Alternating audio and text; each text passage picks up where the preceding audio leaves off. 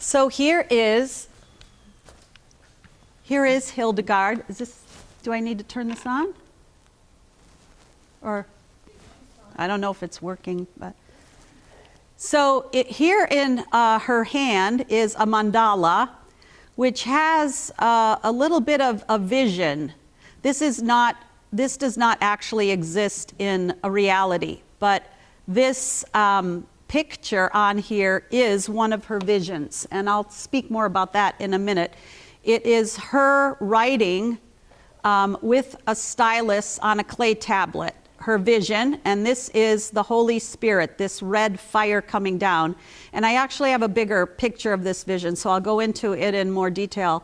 So here she is with her stylus, writing in her clay tablet, and that's who we are going to look at this morning. Okay. So ever since the 12th century, when Hildegard came to some notoriety, she's been revered as a local saint in her native Germany, and they have continued through the centuries to celebrate Hildegard on September 17th, which is her birthday. She was not canonized until 2012 by Pope Benedict XVI. It took that many centuries to get her canonized, and we'll talk a little bit about why that was. He also made her a doctor of the church in 2012. There were no women doctors of the church until 1970. And so she became one of 4 women in 2012 to be made a doctor of the church, and that simply is a reference to the impact that their work had on the life of the church. And there he is, himself a German. So, you know, Hildegard's a German, he's a musician, Hildegard's a musician. So he like other popes loved Hildegard. They just could not seem to get it done to get her canonized, but he did. Okay? She was born in 1098 to Hildegard and Mechthild, and even though she was the 10th child, they were not required to give her as a tithe to the church, but they did. So there's sort of like this tradition going on. It wasn't an obligation, but it was a tradition, and they gave her to the church at birth. And at the age of 8, they took her to Diesen-Bodenberg Monastery, and they give her to Jutta. So here's 8-year-old Hildegard.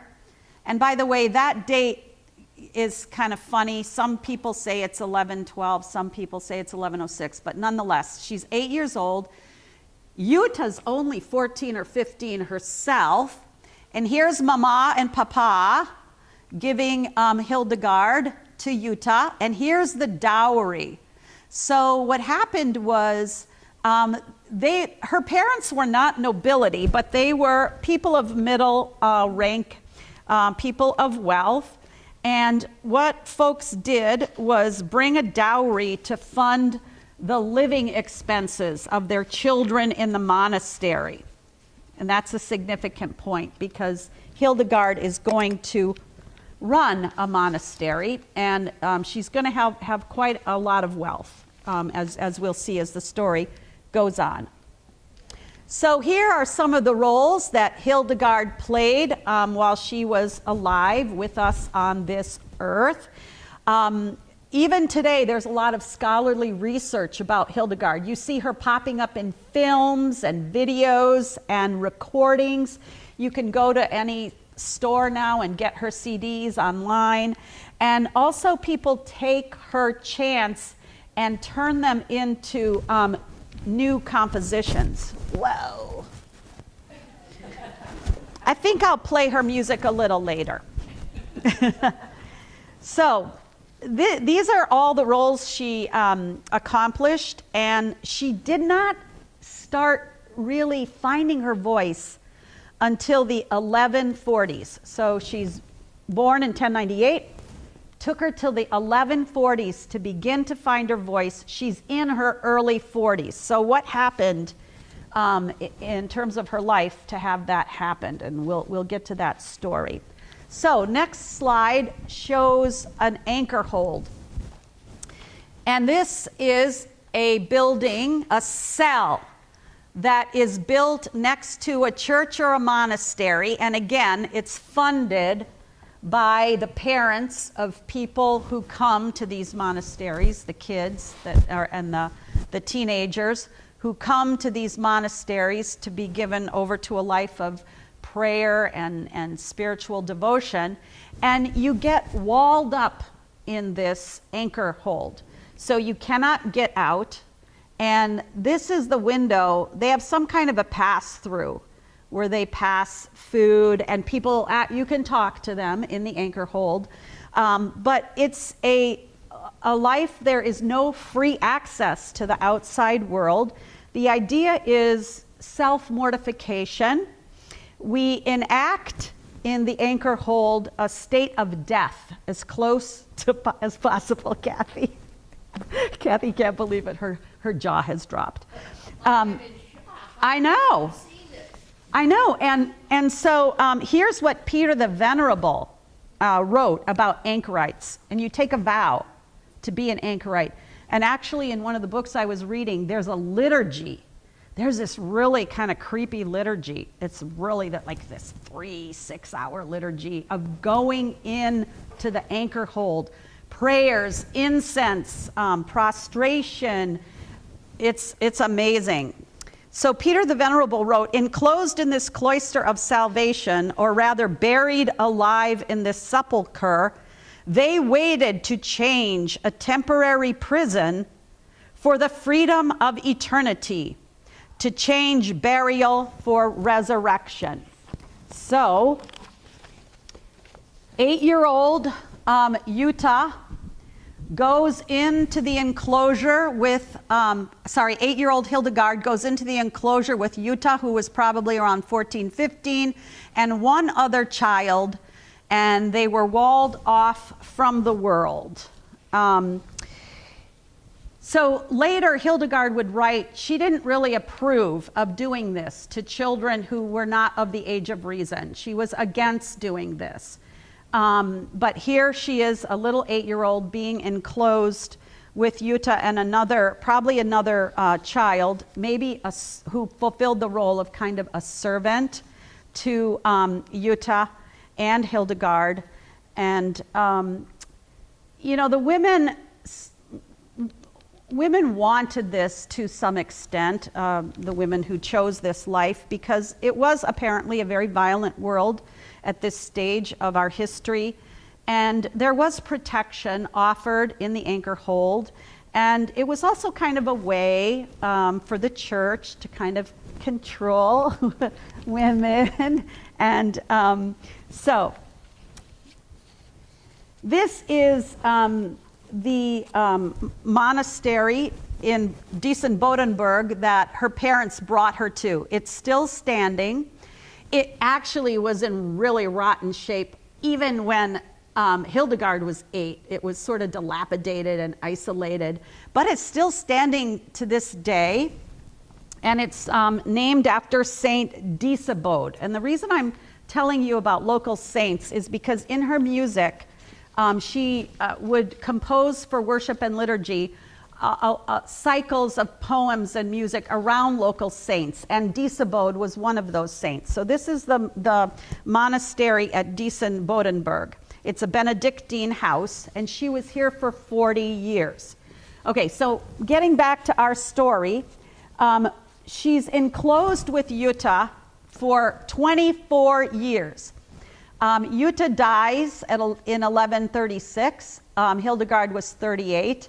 And now in the early 1140s, she comes out of the enclosure and takes over as abbess. And she is now responsible to the abbot Kuno. And even though she is still reporting to an abbot, a man, she does have a lot more authority now and autonomy. and she has privacy, which she didn't have before, and she has access to the monastic library. Now, Jutta was schooling her all the while in the enclosure in the basics of music, Latin.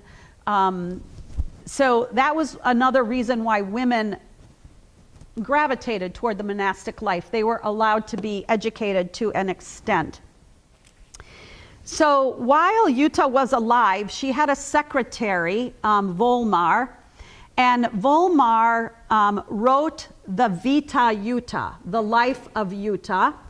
And when Jutta died, the abbot Kuno, Hildegard's kind of boss guy, gives her Volmar as Hildegard's secretary.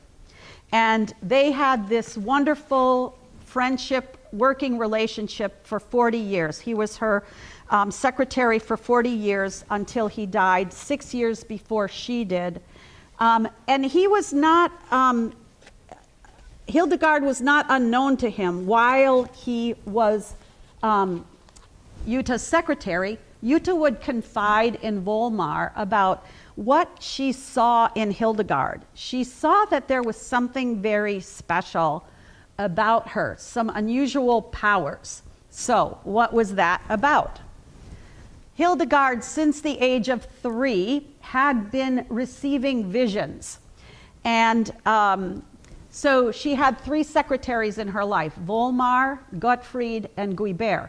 Guibert is the 3rd and final secretary who would kind of interview her and ask her about what she experienced, what she felt. It was sort of a personal kind of recording of who Hildegard was. And up until then, the previous secretaries did not do that. And in the conversations with Guibert, her 3rd secretary, we find out she's been having these visions since she's 3 years old, and she's keeping it a secret. Okay, so why is she keeping it a secret? We'll get to that in a moment. It's only after Jutta dies that she has a vision and gets very, very, very ill. And there's this physical collapse. And she had been ill off and on her whole life. No one really knew why. Apparently, it was related to these visions. Keeping them to herself. Keeping them secret was kind of like killing her body, killing her. So, wait a minute. We need to go back to the vision. So I just wanted to, I thought it would be fun to kind of look at a vision because it's sort of interesting what visions are. So this vision of the Redeemer is found in her first work called Scivias, and we'll look at that in a minute. So these are the fiery cosmic ropes of God. This is the eye of God, and according to Hildegard, because see, Hildegard would, whether she was the artist or not, we're not really clear, but she wouldn't just give you the vision, she would comment on it. There was a commentary that went on it, and she called this the Creator's eye, and creation happened in the blink of an eye. This is the living fire of the Creator God. Here is a finger, the finger of God, the finger of the Holy Spirit, dazzling and blazing, kind of has a phallic form, because these are the 6 days of creation. These 6 circles are the 6 days of creation. Here's man, Adam. Well, they don't name, this is Adam, actually, he's named in her vision here. This is man being formed out of the red clay of the earth. And this is all this enlivening finger of God, which stirs up every creature and breathes life into human form. So here we've got Adam sinking into the darkness. And yet we have the stars in the darkness. These are Abraham, Isaac, and Jacob, and the other minor and major prophets to give light to Adam. Here is the fiery John the Baptist, who is the living flame beckoning Christ out of the womb of Mary. Okay, that's one of them. Yeah. Yeah. I have a Nance. question because I'm still stuck on the anchor hold. Yeah, go ahead. I know, it's creepy. And I should read you the liturgy. It's like, whoa. So did she not leave that building For 24 years. for 24? So that little, she wasn't allowed to walk out. What about Pluto? No, they all stayed in there. They were, you like took mortar and stones and you were walled in. They buried you alive. How did you then get to correspond with the secretary? Oh, through the wall, through the window. You talked to people, and they came. And Julian of Norwich was enclosed in a cell. People would come and talk with Julian of Norwich. It wasn't actually until a century later that this even became more popular. So even like I mean, not to get graphic, but I mean, you had like a little pot. Yeah, I don't know how they did the poo-poo in the, I don't know how they did that. But yeah, they passed the, It was dark, obviously. It was dark. I don't know, they had windows. There was a window in that anchor hold. So yeah. Any other questions before I continue? Because I need to go a little fast, but don't want to mess you up in terms of understanding. Okay, so from Guibert, her third secretary, he asks her questions about these visions. And she says, I'm fully awake.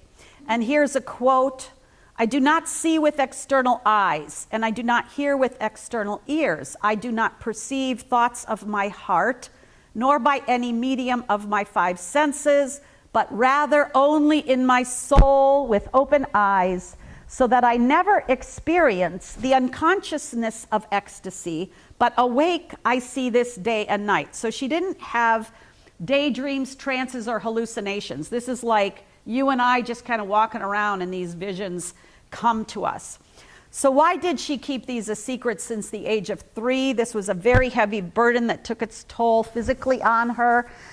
Women, as you can surmise, in the 12th century, were taught to be very humble, to be women of humility, and they were taught to be silent.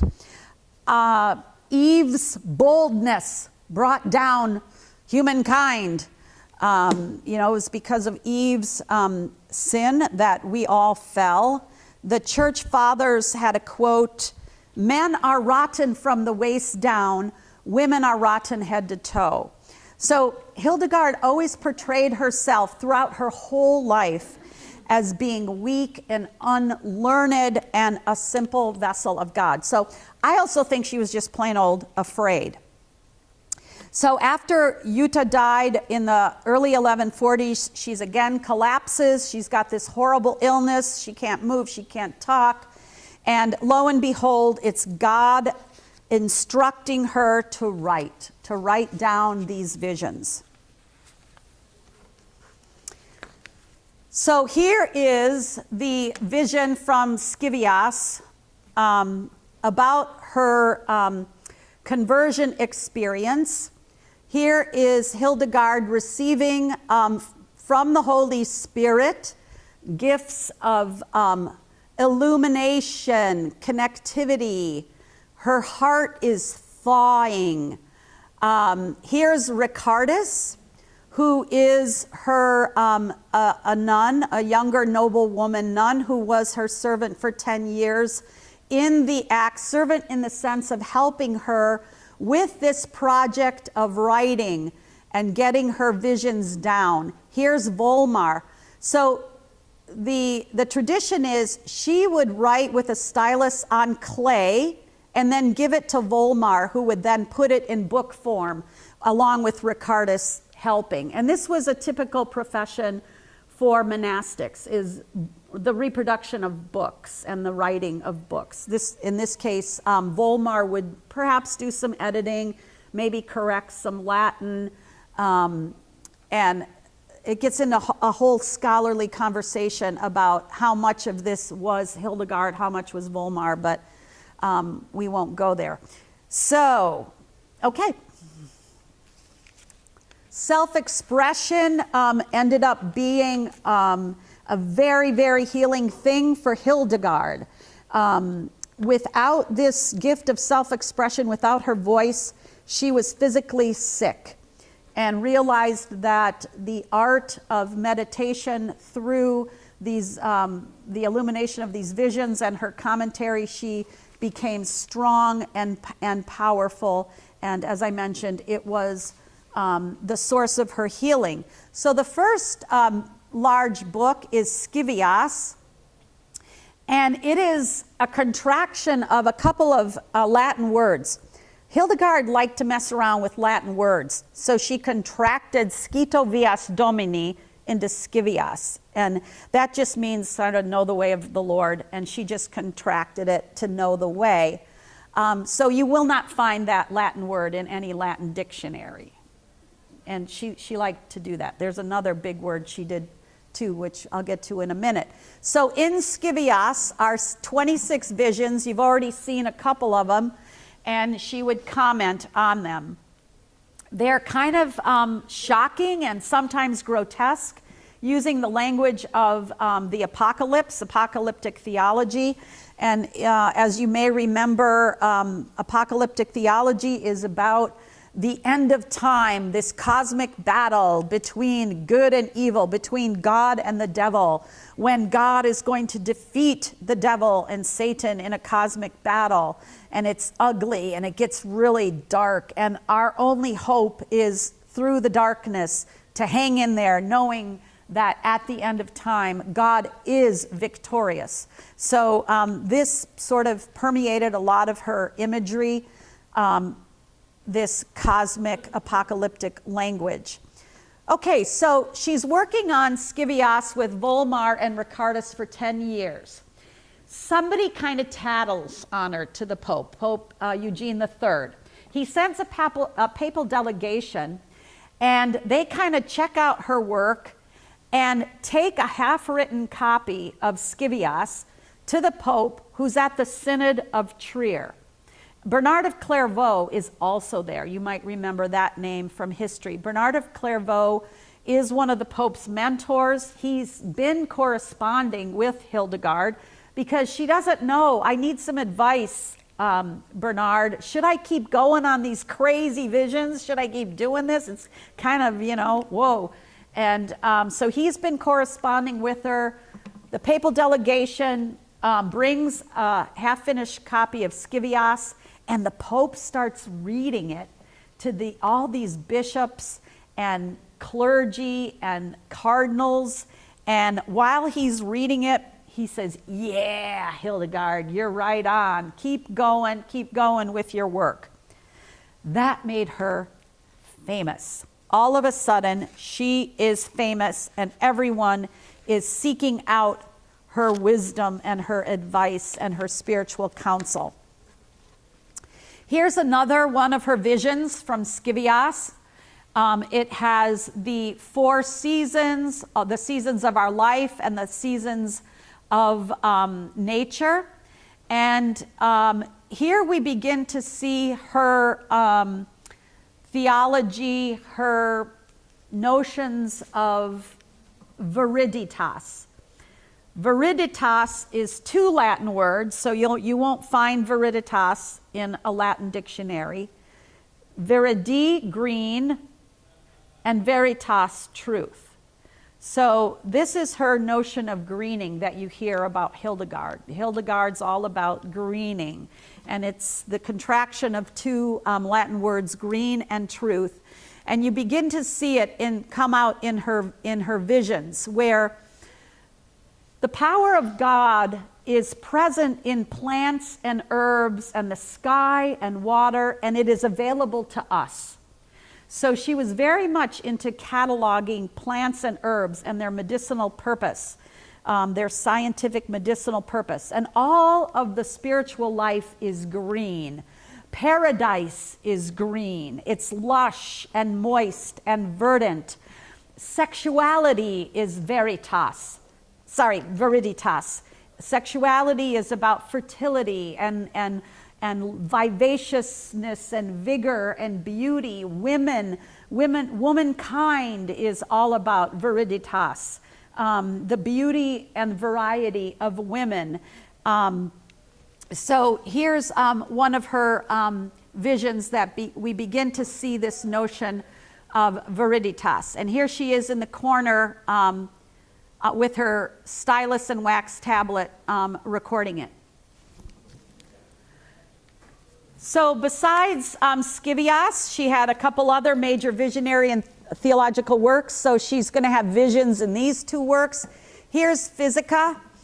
Peter actually had a copy of Physica, if anybody wants to look at it. This is the catalog of plants and herbs. It's like sometimes you think, oh yeah, that sounds right, but then it's like, no, that's like really weird. But there are comparisons to homeopathy and unconventional medicine in this book. The other book, Cause and Cure, combined, known together as Book of the Subtleties of the Diverse Nature of Creatures. She did like to fool around with words and language, and she actually invented her own language. It's coded, a coded language. We don't know what some of these words mean, and mainly with regard to plants and herbs. So think the Elven language in Lord of the Rings. You know, Tolkien invented the Elven language, and actually a lot of science fiction, Star Wars, Star Trek, they invent Cleon and other languages. She was doing that in the 12th century. She wrote over 400 letters in Latin to popes, emperors, bishops, secular rulers, monks, nuns. She often would draw on scripture. These were didactic in nature, nothing personal in them at all. In this time of history, we don't even know necessarily who the letter was sent to or where it was going. That was part of what you did when you wrote a letter. You didn't have to write all that stuff in there. And then after she died, Gabino, or however you say his name, Gabino, compiled, after she had died, her last book. And these are the most prophetic and apocalyptic of her visions and commentary. So now we've got her music. Ordo Virtutum is one of the earliest surviving morality plays. It has 82 melodies. The cast is for 20 nuns. Oh, she had 20 nuns in her monastery. So she's writing it for her nuns. They all have a part. No reference to any kind of instruments. And in this work, the virtues are personified, and they raise the soul to immortality and teach the soul how to defeat the devil. This is from Symphonia. So in Symphonia, that is her musical work where she would compose things for local saints. Remember I was talking to you about Diesebode and Rupert. We're going to get to Rupertsberg in a minute. And Ursula. Saint Ursula was a local German nun in I think 6th, 7th century, who was killed. She was martyred. We don't know why. We don't know why she was martyred, but there was on September 17th in the German church, this was the day they celebrated Ursula, Saint Ursula, and it happens to be Hildegard's birthday. So she kind of had this affinity to Ursula. And I actually, this is from a CD. It's all music to Saint Ursula. So this is probably over now because I didn't want to, but what you just heard was zeal for the divine gave the kiss of peace with highest praise to the Virgin Ursula and her multitude before all peoples. Next slide. So her multitude is a reference to the 11,000 virgins who were supposedly massacred with her. No, the legend starts out with 5, then it goes to 8, then it goes to 11, but somehow it got to 11,000. So we don't know the story. We absolutely do not know the story of Saint Ursula, why she was martyred and what the scoop was with these virgins. But for Hildegard, nuns, the virgin nuns, were a big part of this viriditas idea, this theology. These young, fresh, vigorous young women who are associated with Eve before the fall.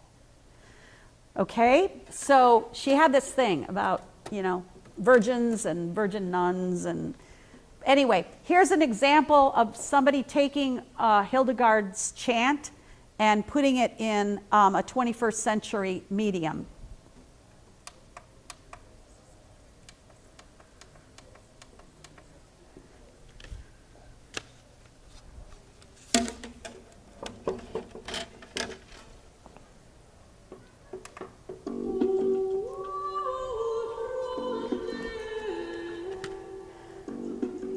Here's this example of Viriditas.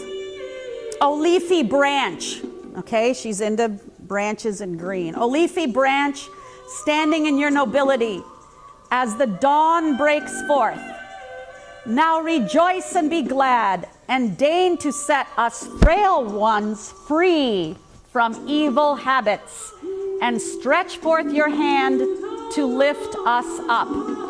So this is her theology, that God works through plants and herbs with his power to heal us and free us. And this is all part of the spiritual life for her. This isn't like medicine over there and spirituality over there. They're all mushed together, the greening.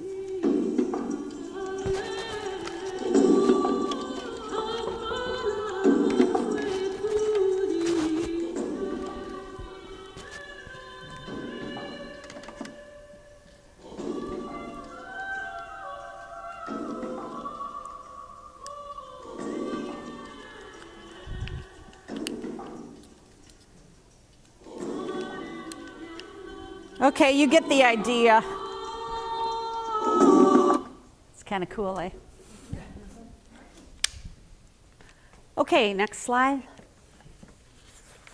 Here's another vision. I mainly wanted to put this up to start giving you an idea of the virgins. These are the virgin martyrs. This is a vision of the church, Mother Church. This is a fish net. Remember, I will make you fishers of men. These martyred virgins are being held in the bosom of Mother Church. And again, if you could see them, they have long hair, they have jewels, they have crowns. These were the nuns in her monastery. Okay, next slide. Here's a better picture. So when she would receive this vision, this was a message from God about what things were supposed to be like here on earth. And so even though the rule of Saint Benedict said, no way, you can't have your nuns looking like this. No, I got this vision from God. And if you don't listen to my vision, you're not listening to God. She loved that argument. She loved that argument. And so they would have jewels, they would have crowns on their head, they would have these beautiful long robes. And again, this is all viriditas, the greening of the spiritual life, the beauty of womankind in all its variety and vivaciousness through which God works.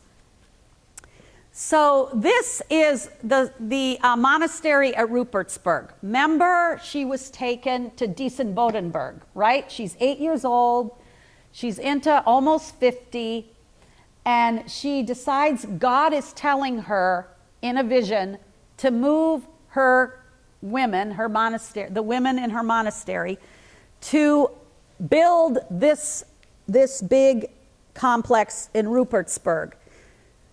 She knows the monks aren't going to like it. She gets sick because she doesn't say anything about it. So what happens with her if God's telling her to do something, she doesn't do it, she gets sick. She gets sick, she can't move again, she can't talk. Finally, she says, God's instructing me to take my 20 nuns and build this new monastery at the crossroads between two rivers. Here's a river, and apparently there's a river here. And remember, she's got some money and she's got land now, because these nuns that come to her come with these dowries. These wealthy families bring dowries. So she's got the means to do it, and she does it. She takes her nuns to Rupertsberg, which is in Bingen. And that's why I think she's known as Hildegard from Bingen, because Rupertsberg is in Bingen. I couldn't figure out any other reason. You cannot, this is from like, I think about the 16th century, because you can't see this anymore. There's a town built over it. If you're a detective, you can go hither, thither, and yon and find a wall here or a wall there. I was reading the person who was describing it, and she said, you take your life into your own hands, though, because the traffic and trying to get through the traffic under bridges to find a wall of the Rupertsberg Monastery. So it's not there any longer. So as you can see, this is a big deal. It's got stables, gardens, cemetery, workshops, dormitories, and an infirmary. The rule of Saint Benedict required that you have all of this stuff, and she had it. So she got in, I forgot to correct. This is V-E. I don't know how to correct a PowerPoint spelling because I corrected it at home and it didn't self-correct. Anyway, it's V-E-R-I. So she got in trouble with everybody for the way her nuns dressed and acted and sang and danced. She got in trouble also for only having noble women. And again, she kind of used it, well, the vision is, you know, we exist in hierarchy here in humankind. Some of us are, you know, have more money, some of us don't. That's natural for us to be in hierarchical status with one another. And so she kind of explained it away that's why she accepts only noble women, only wealthy women into the convent. She got in trouble for the move to Rupertsberg. The monks at Diessen-Bodenberg, they liked having her there. She was famous. And so, of course, they're not going to want her to move. And then she's sort of far away from them, out of their control. She always remained dependent on these monks for the Eucharist. And they were always, the abbot at this monastery was always her sort of, the person to whom she reported. Ricardus was a big heartache for her. 10 years after she had Ricardus as this young, wealthy woman, a nun with her, she was going to be transferred. And so she gets into Hildegard mode and writes letters and scathing letters and tells the authorities, you're not listening to what God wants. Do not send Ricardus away from me. She is my beloved daughter, blah, blah. And so she left anyway. This is one battle that Hildegard did not win. And 2 years later, she gets a letter from her brother that Ricardus died. And on her deathbed, requested that she go back to the community at Rupertsberg to be with Hildegard. And she never was able to do that. She died before that happened. So that was a really big trauma for Hildegard, the loss of Ricardus. Remember, she helped in the writing of her works with Volmar. And then at the end of life, there was this brouhaha about, that's the wrong word, it's the excommunicated member, who, a nobleman was excommunicated, but on his deathbed, he was reconciled to the church. They bury him in the cemetery, and the authorities say, dig him up and send him out. He was excommunicated, and Hildegard refuses. That ensued a big brouhaha, letter writing, appeals, goes in person. She wins that battle. They got to keep the guy in the cemetery. And then after she died, there was controversy over canonizing her. And so you can, figure that one out yourself. When Chuck was here a couple of weeks ago, he talked about kind of controlling saints. The way you control saints is by canonizing them. And so not sure whether this was a way of Hildegard not being controlled by the church or a way of sort of devaluing her contribution to the church. So she wasn't canonized until 2012. She was known for her miracles. And the popes liked her. She just, when it came down to it, they just could not get the sufficient evidence to canonize her. At the end of her life, she She's 60 years old. She goes on 4 preaching tours. She's frail in health. We know that in 1160 she preached at the cathedral at Trier on Pentecost. No women preached. This is amazing. Women were not allowed to preach. We have copies of her sermons to this day. And she would denounce the church, the evil sweeping the church. Usually it was clergy's fault. They neglected their duties and sought temporal wealth and power. So her beloved Volmar dies in 1173. The monks at Diesen-Bodenberg do not want to give her another secretary, even though she's famous. She's famous all over Europe, and they're just like at odds with one another. Finally, they give her Gottfried, who wrote the Vita Iuta. Volmar wrote the Vita Iuta. Gottfried, sorry, I got that wrong. Gottfried begins work on the Vita Hildegard, but Guibert finishes it. And so Hildegard dies at 81. We don't know the events surrounding her death or why she died. This is Eibingen, the second monastery she built. So she takes her nuns to Rupertsberg, and then she builds this one for the low-income women. She never ever lives here, she just visits it, but this is where the lower-income women would come. Yeah? Why would it be a monastery instead of a convent? Everything I read uses the word monastery. I was wondering about that. So that made me wonder in terms of the history of words and ideas, if convent is a later, more modern term, that maybe, I don't know. I didn't have time to look it up. Were there monks at these places? No. But no one has ever referred to these as convents. Yeah, so historically, I don't know when that term came into usage and why the difference was. So the relics of Hildegard are at this abbey, which is still standing and still functioning at Eibingen. And they have, on her birthday, September 17th, they have huge celebrations. And her skull is in there, 2 of her organs, and a couple other things, some bones. All in there. So last slide, there she is. I'm sorry, we don't have time. I wanted us to talk in groups about pairs or triads or whatever, about this understanding of viriditas. So think about that. So she applied viriditas, this greening power of God, to the earth, agriculture, sexuality, the spiritual life, healing, medicine, science. This was all part of her understanding of how God was at work. So I was going to ask you to think about where do you see viriditas at work here at St. Mark's? Where do you see viriditas at work in our outreach ministries? Where do you see it at work in the world?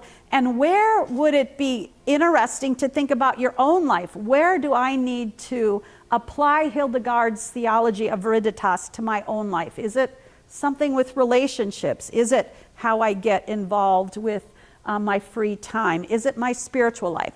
So leave you with that. Must run now. Thank you all very much.